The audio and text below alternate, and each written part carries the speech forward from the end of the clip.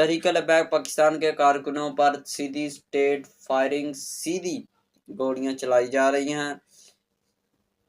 ये क्यों चलाई जा रही हैं, ये किस जुर्म में चलाई जा रही हैं? तहरीक लबैक पाकिस्तान के कारकुनों का जुर्म ये है कि वो और जितने भी कारकुनान और जितने भी मुसलमान और पाकिस्तानी उस धरने में मौजूद है, उनका जुर्म ये है कि वो फ़लस्तीन के हक में रैली निकाल रहे हैं। उनके लिए फायरिंग की जा रही है। अगर वो पाकिस्तान की किसी इमारत को नुकसान पहुंचाने के लिए जा रहे होते और किसी हुकूमत को गिराने के लिए जा रहे होते, फिर उनका दिफाई हक बनता था, लेकिन ऐसे ही हमारा दिफाई हक नहीं बनता। लिहाजा हुकूमत पाकिस्तान से गुजारिश की जाती है कि तमाम फायर बंद कर दिया जाए। उन्होंने बस जुलूस निकाला है, निकालने दिया जाए, निकाल कर चले जाएंगे।